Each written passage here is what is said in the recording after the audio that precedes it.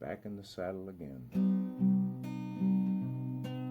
Now, being a masochist, there's nothing I like better than starting the day walking barefoot in the forest, in the freezing cold, leaving footsteps in the snow. Now, there was this guy that he was an installer of the 5G network and an engineer to boot.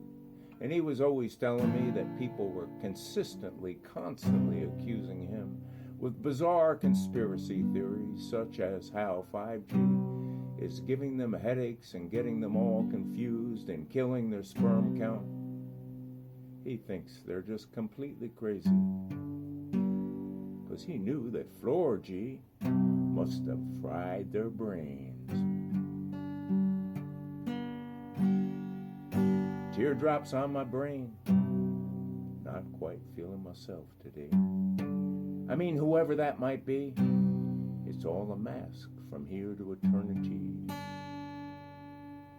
Revolving around a circle of lost souls, floating in the flotsam and jetsam of this ocean tide. The highs and lows repeating themselves in this endless flow. There's no way in or out of this melee. Now, here's how it goes.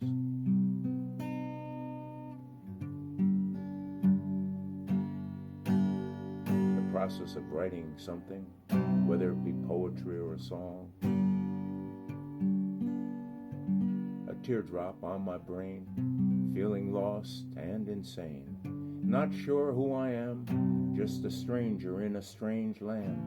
It's all a mask we wear, from here to eternity, lost souls we are, drifting in this endless sea, in the flotsam and jetsam.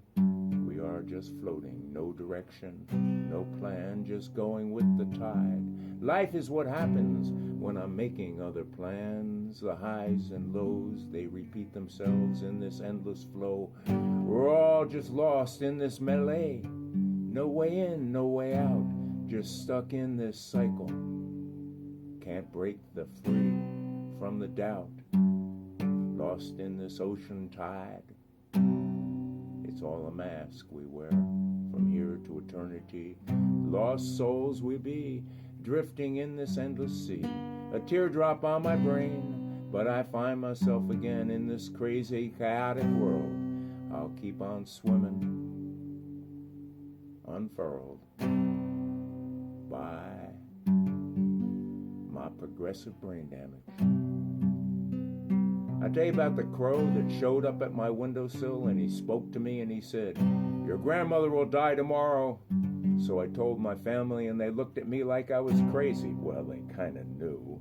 And the next day when I walked downstairs, I saw my mother and my dad grieving, and I asked what was wrong, and my father told me that my grandmother had passed away. Later that day, the same crow came to me. He showed up and said, "Your father will die tomorrow." So I ran down the stairs. Between the sobs, I told my father what the crow had said, and that he was going to die and pass away that day. And he said, "No, son, I am not going to die. I am healthy as can be, and I won't allow it." And we all embraced each other. And the next day when I woke, my father wasn't home. I said, "Mom, where is Pa? Where is Dad? Where did he go?" And I say this and I say that to her, and how much I love him truly. And my mom said, "He's at work, sweetie." I began to think that he might be okay. And a few hours later he came home, and I ran up and gave him the biggest hug you've ever seen me give anyone. And he said, "Oh, I had a terrible day at work." And so my mother replied, "You think you had a bad day? I went outside and saw the mailman laying dead on the sidewalk."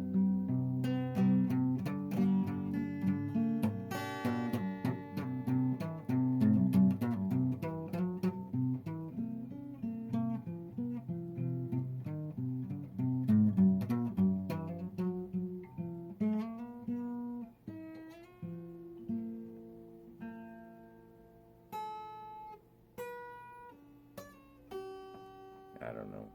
If I had any coordination, I probably could do that. May you all have a wonderful day in between the teardrops on your brains.